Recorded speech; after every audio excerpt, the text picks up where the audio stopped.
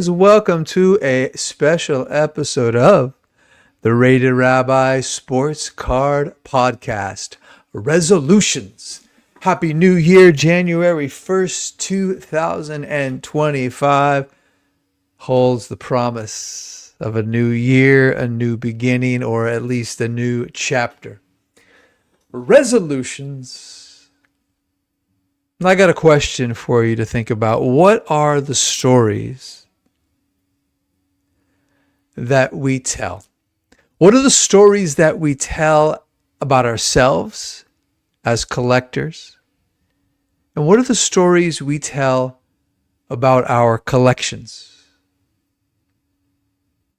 I think that answering those questions, what are the stories we tell about collectors? What is the story I tell about myself as a collector? What is the story I tell about my collection? I think that answering those questions are why I collect.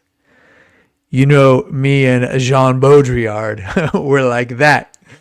One of his most famous quotes, at least to me, French 20th century social psychologist Jean Baudrillard, he said, "For what we always collect is ourselves." Our collections are like fingerprints. They are unique. They are distinct to who we are. They reflect us either intentionally or unintentionally. What do we tell about ourselves as collectors? What do our collections tell about who we are? The cards actually have two facets, at least two facets. There are the cards themselves. Right, the actual card, a little piece of Americana, a little touch of history. They are the cards that we have. And then the second part of our collections is how we acquired said card. And the best are both. Awesome cards with great stories. That is the bullseye. What are the stories we tell about ourselves as collectors? What are the stories we are telling about our collection? What's the story I'm telling? I got back into collecting January of 2021. Been back now 4 years, 2021, as an expression of self-care. Been years since I'd had a little room for me. It had been husband, father, rabbi, and there hadn't been a lot of Dave. So I got back into collecting as a way of caring for myself. Right? Recognizing if we don't care for ourselves, well, we got not much else to give other people in the end. We are our own shepherds as well as the shepherds of each other. So I got in for a little bit of self-care. I found that I love aspects of collecting and just expressions of my personality. I love to learn. I'm a creative person. I love being a part of something that feels like it transcends time, that actually can break the cycle of life and death with these collectibles, each one of a story that can be told in any number of order, that can be arranged in an indefinite pattern. I just found myself again in cards. I find that being a part of the hobby allows me to both be a part of something bigger than myself, part of a community, part of communities, to be a part of something. And I also really enjoy being a part of it. Right? I like being apart, as in separate. I like to do my own thing. I want my collection to be a reflection of me, and I want to honor your collection as a reflection of you. I want to be a part of something, and I want to be apart from it. I'm part of that massive influx of people who came back to the hobby. We always say during COVID, but when you listen, you ask around, there was actually a rise, a slow bubbling in the hobby that predated COVID. COVID just blew the top off is what happened. So here's what I've been thinking about. And here is a story that I actually don't think has been told as of yet. We are living in this time, our Surgeon General said that we have an epidemic of loneliness in this country. We're living in a time of isolation. Even though we can connect, I can slide up in your DMs. Oh, I feel so old when I say that, right? We can message each other, we can FaceTime each other, but we're actually in a time of great isolation, a time of great alienation, and COVID was just the full flowering of that isolation. And when we feel alone, what we do, what our species does to feel better is we try to find means to soothe ourselves, really notably through consumption. It can be alcohol, it can be drugs, it can be food, anything to stem that feeling of isolation. It can be material objects. It can be buying a card to soothe that isolation. We consume, we bought cards. But what happened, and here is the story, what happened as we reached for something that would feel better, as we reached through consumption to find a way, to find a little peace, what we discovered was social connection, right? We reached for material, lacking social connection, and in reaching for the material, we found social connection. I think that's incredible. I think actually that is the story. There is a tremendous influx of smart, thoughtful, soulful, talented people who've entered into the sports card hobby in the past several years. Those who came in just for money, they're gone, right? They went for the consumption, but the ones who found social connection actually scratched the itch that was there. It's pretty cool. Pretty cool. A lot of folks still left, a lot of residual from the COVID boom, and I'm just one of them, and some of you are too. Tell me what you think. Just a work in theory. I've been workshopping it, but I really think that we found social connection in reaching to fill a void through material consumption. Like I said, I've been back in the hobby since January of 2001. 4 years. I feel like I got an undergraduate degree. Oh, baby, I did pay some tuition, but there's no shortcut around it. It takes time to learn how to collect. I'm 4 years better than I was 4 years ago, and I think I'll be 4 years better 4 years from now. In my tuition, I paid for classes in history, in art history and curation, psychology, philosophy, economics. I love it. I loved it, man. Psychology, philosophy, especially, man. So what's the story that I'm telling with my collection? Well, I want to create a small, beautiful, meaningful, curated, coherent collection. A collection that tells a story that is more poetry than it is prose. The most comprehensive story I can tell in the fewest number of cards. A story about America and Americana. A story about icons and iconography. And a story about me. Born 1970, growing up 70s and 80s, Bay Area Jewish kid, Niners, Giants, Warriors. Got to have my own biographical moments. That's why we call it a personal collection. I don't want your collection. I don't have your life. I don't have your timeline. I only have my own. Small, beautiful, more poetry than prose, the most comprehensive in the fewest number of cards, America, Americana, icons and iconography, and a story of me and my life. So why so few? Why so few? Well, the number of cards in my PC is 54. There are 54 cards in my PC or fewer. 54 cards including unopened. 54 cards because I'm 54 years old. When I turn 55, I guess it'll be a 55 card PC. Now that is excluding the 84 All-Star Game PSA graded master set. That is excluding the 2020 Supernovas. Obsidian Supernova is so gorgeous.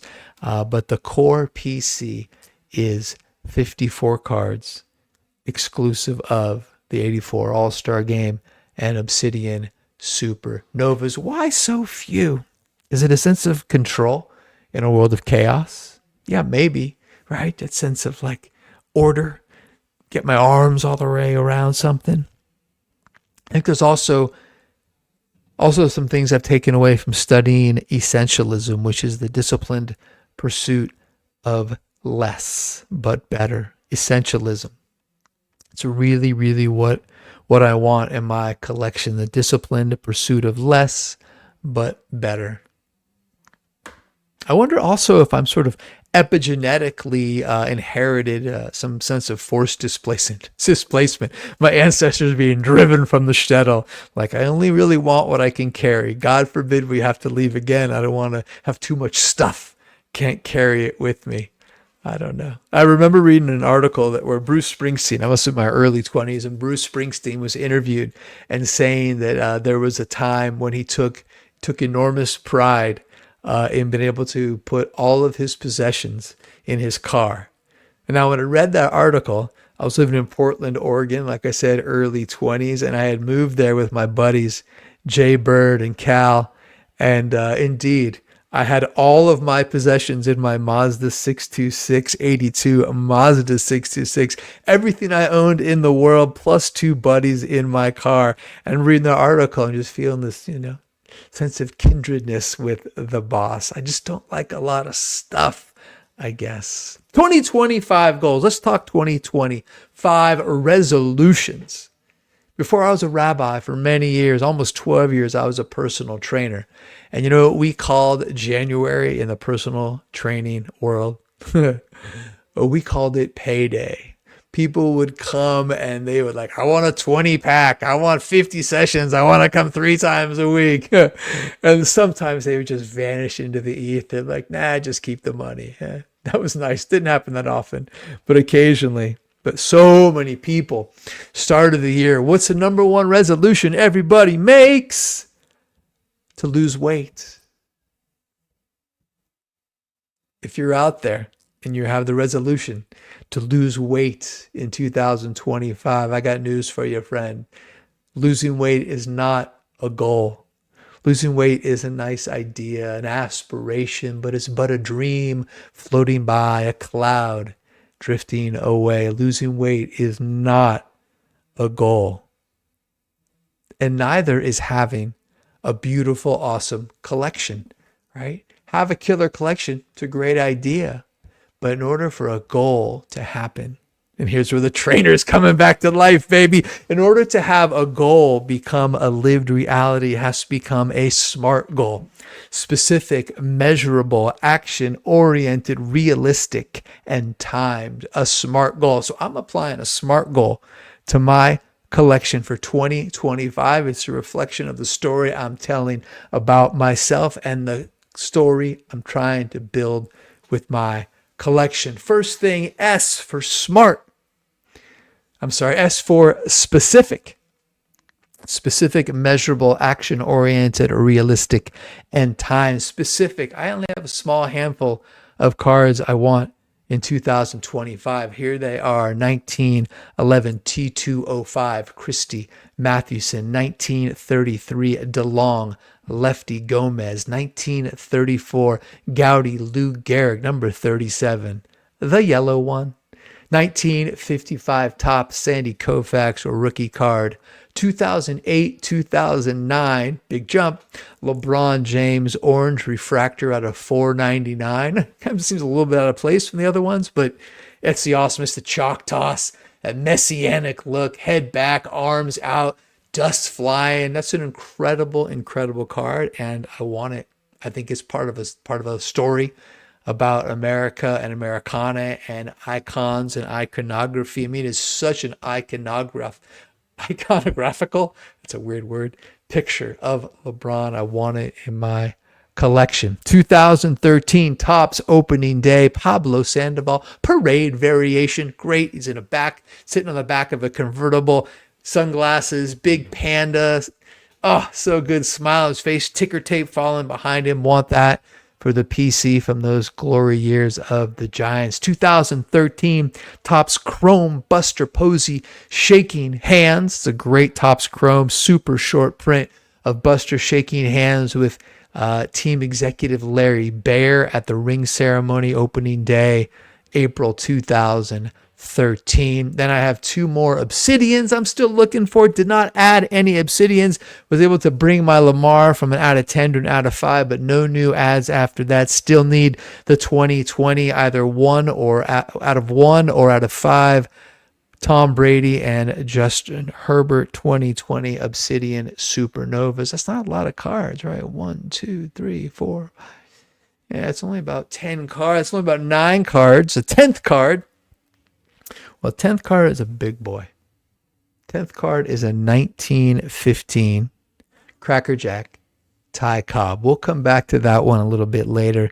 10th card, 1915 Cracker Jack Ty Cobb. Got a few other things on the list for 2025. I want to upgrade my 1980-81 Topps Larry Bird Magic Johnson rookie card. Have it up here on the screen. Nice card, bought early in my collection. It's a PSA 7, but I hate the centering on this one, always have. I could actually live with the print line because it's mostly in the shadow and doesn't really bug me. It's almost completely in the shadow of Magic Johnson, but I got to have better centering. So I want to upgrade my Bird Magic rookie. Want to upgrade my 56 Topps Mickey Mantle, which I have in a 2.5. I'd like to try to get that to a 3.5 or a PSA or SGC 4. Few others.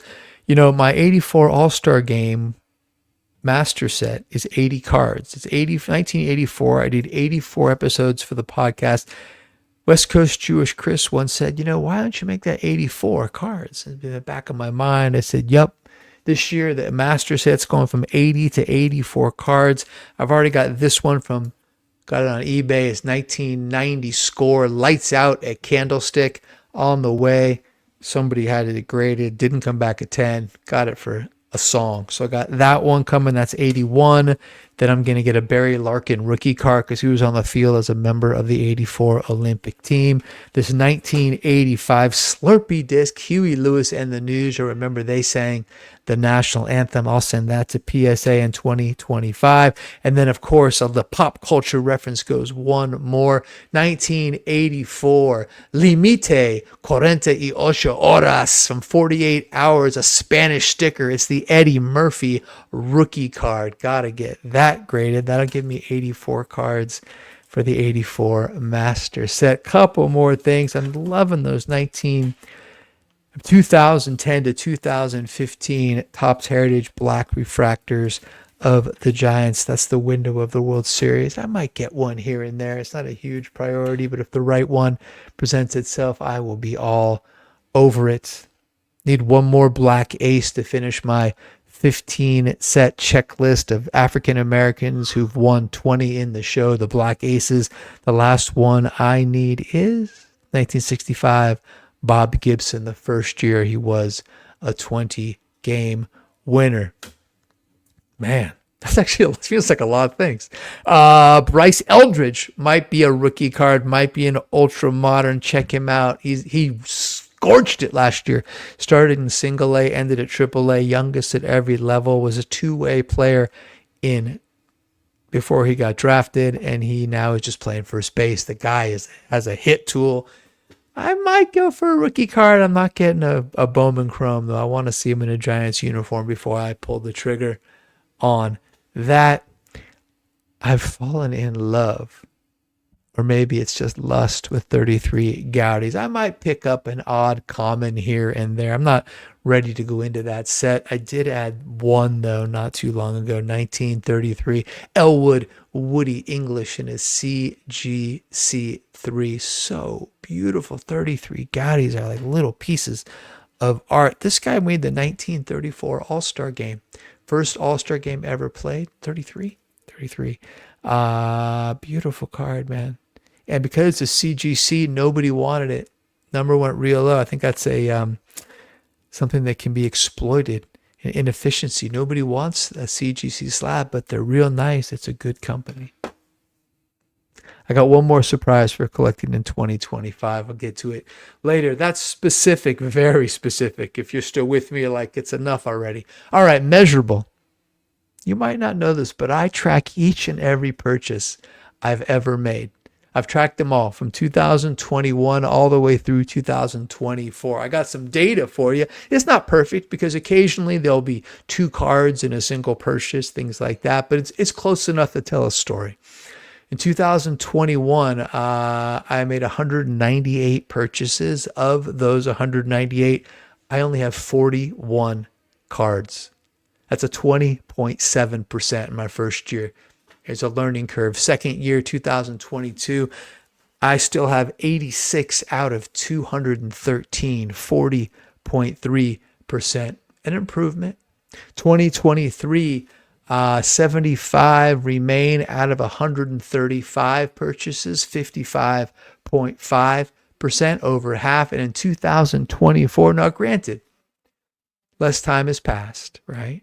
I have 108 out of 123 purchases. That's 87.8%. So what do we see? We see the number of purchases going down, and we see the percentages that remain in my collection going up, actually rather dramatically, 4 times what it was in only 4 years. That's a good sign. And this year in 2025, I want to bat 1,000, right? The reason I'm so detailed is because I want to see if I can really make my purchasing power count this year. That's S, specific. That's M, that's measurable. A, for action oriented, starting with what not to buy, right? I do not want to bleed myself in 2025. I am out on ultra modern, with the exception of perhaps that Bryce Eldridge, right? And more than just not buying it, I'm not following it, because what happens is there's a rhythm to the ultra modern market that really feeds on it's consumerism. It feeds on our need for something. It feeds on FOMO. We chase it, afraid we're missing out on something. And the best way for me to do it is I'm not following it. That's the bleed, right? $20, $50, $15, $70, $100, just dribbles, and you end up with like, So I am out on ultra modern. Second thing is I have cut down all my eBay searches except for the ones I spoke about earlier. I am not wasting time, right? Action oriented. I am valuing my time more. I'm not spending as much time on eBay for entertainment. What else? Selling. I already sold off a lot of my Nick Bosas in the last year. When Willie Mays died, I sold. If you give me a hard time, when was the last time you visited someone who's sick in the hospital? When was the last time you made a Shiva call when somebody dies? I don't worry about selling cards around when someone dies. Not at all. Doesn't make me any less respectful of the greatest there ever was. Doesn't make me love his cards any less. It was just an opportunity that I rolled into a really awesome Hank Aaron rookie card later that year, right? So I've been selling off some other stuff too as I whittle down to that 54 card collection. Yesterday on a SF Giants Facebook group, a guy put out that he was looking for superfractors from the World Series winners, and I had a 2016, which is not in the right window. There would be 2010 to 2015, a 2016 finest Brandon Crawford that I bought raw and had graded. Sold it to him, made a little profit. Today, a guy in a 49ers group said that he was looking for PMGs from 97, 98, 99. And I got into it, but I realized that, much as I love to listen to Card Ladder, as much as I learn from Chris and from Josh, as much as I think the 90s cards are awesome and that's a whole world, that's not my world. I'm not a 90s guy. They're super cool cards, but the part that really gets people moving, the nostalgia, it feels like it's somebody else's nostalgia. So I'm out on those. He was looking for PMGs. I sold him this one. Also bought it raw, 1997 PMG Red William Floyd in a PSA 7. Awesome card, incredible card. I hold it and I go, am I making a mistake? I said, no, I'm not making a mistake. It's not part of the story I am telling. The card is very, very, very significant in the hobby, or the set is very significant. It's gorgeous the way the red glows. It is as beautiful as you've heard if you've never held a PMG. But it's not the story of America and Americana. It's not the story of icons and iconography, and it's not my story. So a guy put out, he was looking for PMGs, easy peasy. As soon as I'm done recording, I'm going to wrap this up, send it off to him. I sold it, right? What else am I selling?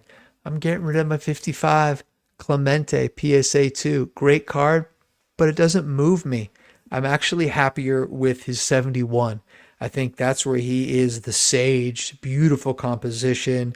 I just think it's, to me, a card I prefer for my own reasons. So I'm getting rid of my Clemente rookie card. It doesn't do it for me. Harder, but I think even more important, is I've made some decisions around my maze cards that remain. I sold off a bunch of them, like I said, to Ash earlier in the year. I held on to the 51, the 52 tops. I held on to the 54 tops, 56 tops, 58 tops, and the 1960 tops. 51 Bowman, his rookie card. No, that is America, Americana. That is icon and iconography. It remains 52 tops. Same thing, man. It ain't going anywhere. But 54 tops, gorgeous. SGC Ford, beautifully centered. Have it here up on the screen. It's got to go. It's got to go, right? I can take this and apply it to something more impactful. And if I change my mind, I can get it again. Same for the 56. Look at this. PSA 5.5. Gorgeous, beautifully centered. Perfect, perfect, perfect. The light. I love this card so much. But again, I got to let it go. And if I change my mind, I can reacquire it. The 58. Personally, my very favorite Willie Mays card. The smile, the blue background showing you on the screen here in SGC 5.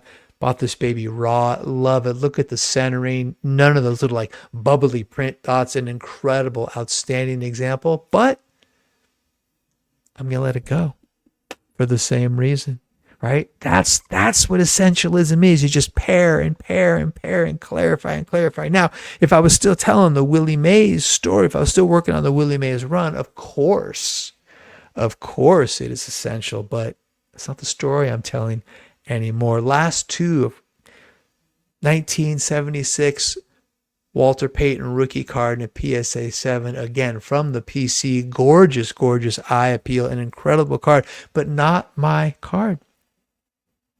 No doubt it's beautiful. No doubt it's an iconic card, but you know what? The me part of it prefers this 1978 Topps Walter Payton, my favorite Walter Payton card. And this exact card I pulled from a pack with Adam K. the night of my rabbinical ordination, sitting on the bed in my hotel room. We opened packs like we were 8 years old again. This is the card that belongs in my collection. This Payton is amazing. The PSA 7 rookie card, but the PSA 578, that's my card. And if I change my mind, I'll go out and get it again. But right now, I'd rather put it towards telling my story, you know?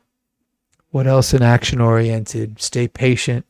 Continue to study each and every card so you learn the ins and outs of every issue. I know it feels like I probably don't, but my God, I have seen every Christy Mathewson T211 of T205 1911. Man, I know, like that little blurry under his right eye. I can't, the fuzz on the side of his head. I just want to find one that's awesome, perfect registration. And when I do, same goes for when I find my Koufax. I've seen so many Sandy Koufaxes, not rare cards.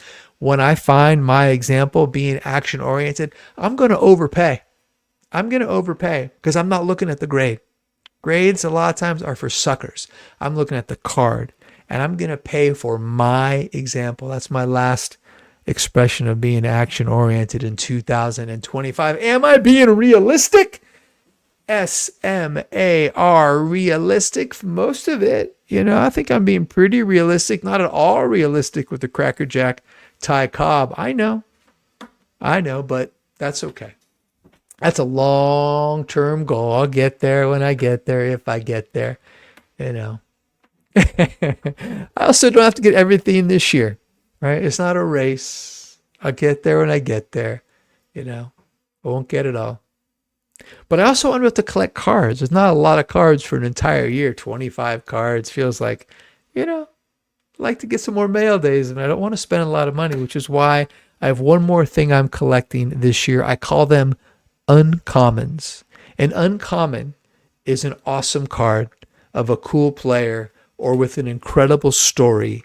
What makes the rule here, what makes the constraint of the collection special is I cannot and I will not spend more than $5 for an uncommon, and that includes tax and shipping. So for under $5, I'm going to just have some fun.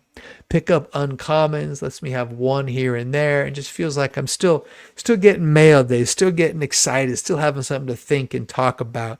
This is the first uncommon in 2025, 1990 score, the Bo Jackson. You know that one that made the poster that said the athlete on it, got the shoulder pads, the bat across your shoulder, Bo's just jacked. Oh my God. That's an awesome card. And I have a binder right here. Binder says uncommons, and this is one of the ways I'm collecting this year. So I can have these big, transcendent, I'm telling a story, a sweeping story about America, you narcissist, egotist, you. And then I can also have fun. You can have fun, get a cheap card, lighten up. A hobby is something we do in our leisure time for pleasure. Finally, it's time. Of course, that's easy. I'm going to look back in a year and see how I did. I have a list of things and we'll know how I did. I track everything. I know what I want. 1 year from now, we'll look back and review. A SMART goal is where it's at in 2025. Specific, measurable, action-oriented, realistic, and timed. I want to end this special episode or resolutions with a couple of highlights from 2024. A couple things I learned in the process. Number one, at the National, I had store credit with Ash first day. I looked in his case and saw this outstanding example of a card that was at the top of my list, 1954 Topps. Hank Aaron rookie card. This is a PSA 3, and I don't know how and I don't know why. I only know that I saved money because it came out a 3. Look at that centering. Beautiful, smooth, clean surface. No print lines. No nothing. Does the back have some wear? Yeah, I mean, I don't know, man. This is just a PSA. Awesome to me. Super psyched. The lesson I learned first hour, first day, I was ready. There was the card, and I pulled the trigger. End of the show, out to dinner with Adam K and the lovely Barb, and I've been waiting for this one card to come up on eBay, and up it pops. 2015 Topps opening day, World Series parade, Madison Bumgarner holding up that World Series trophy coming down Market Street in the city. And I sent an offer, right? Even though I just learned a lesson, pull the trigger, Adam's like, knucklehead, pull the trigger, and I bought it. I didn't miss out. Super stoked. Great. When you see that card and it's a card you want and you're clear about it, pull the trigger. Lesson number one. Lesson number two came from one of my best highlights in 2024. I was with Iowa Dave. He and I were recording an episode of Season Team Boombox and Screen 1985 St. Louis Cardinals, and simultaneously I was bidding on my dream card on eBay. During our recording, the auction ended and I won. 1933 Gowdy Babe Ruth number 149, the red one. Oh, look at that. I have a Babe Ruth card. You should feel this excited, right? Oh my God.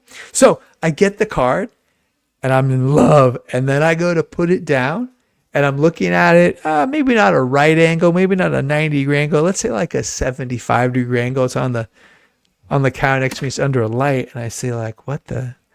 I knew they told me it had a crease, but like I couldn't find it. I thought it was that light one right there, that vertical one coming down. There's actually a horizontal wrinkle that goes all the way across this card. And it's funny in this light, yeah, right there, I can see it. Actually, several, almost like spider wrinkles that go all the way across the card. They go all the way across his face, to tell you the truth. So I was super psyched, got a good price on it, right? And I looked, I'm like, oh man, there's wrinkles on it. I shouldn't have done this online. I should have done it in person. And then I looked at it straight ahead, right? The way you look at a card, which is pretty much straight on, and I couldn't see it. And then I held it at a right angle in just the right light, and I could see those spider wrinkles. I'm like, oh man. And I looked at it the way you look at a card, which is like, straight on, like, oh my God, it's incredible. I have a Babe Ruth.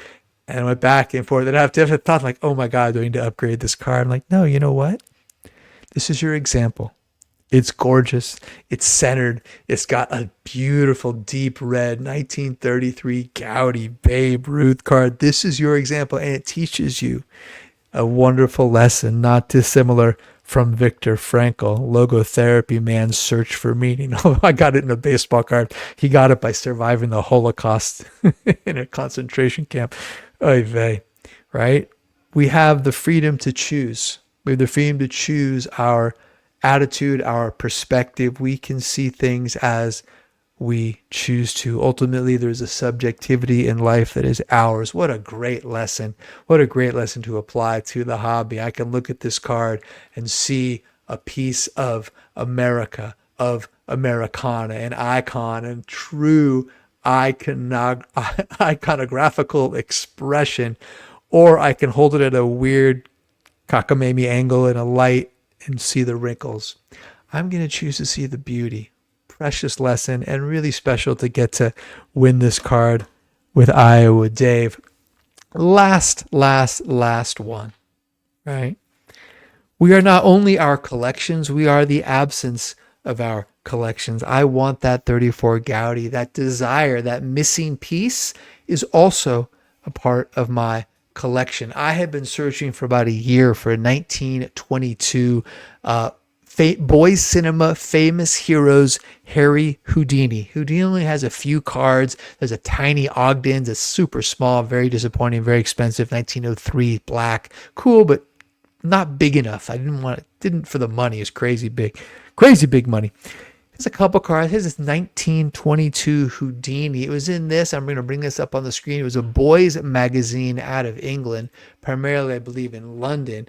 Here's the cover, like a newspaper. It costs 2 cents a weekly. It says Boys Cinema, right? And then in the bottom right-hand corner of the front page, it says the real film. What does it say? Oh, this real film photo inside. Each week there was an insert, about a 20-card set. Each week there's an insert. Here's the cover. The week Houdini was in the set. Only has a total pop count of about 300 between SGC and PSA. I'd wanted this card. Harry Houdini. Talk about an American icon. Notice the cover, by the way. The Wild Men of Africa. It was a different time. So anyway, this auction popped up on eBay. I've been following it. A guy was selling it out of the UK, and it was one of those with a time difference. It was set to end middle of the day, middle of the week, and I was in. And not only was he selling the Houdini, he was selling, there were 4 cards, a Charlie Chaplin, a Douglas Fairbanks, and a guy named Elmo Lincoln. I have it all up on the screen right now for you, and I was in. I was super excited. There we go. Here's the Houdini card up close and personal, 1922 Boys Cinema Famous Heroes, and I won the auction. I won the auction November 13th. Seller, I'd reached out to him and said he found them in a tin. He bought some old tobacco tins, and he came across these. Super stoked. Trusted the authenticity well enough. I was going to send it off to SGC to make sure that it was legit. Use my credit card in case I had a problem. November 13th. Ships at November 15th. And then nothing. And then nothing.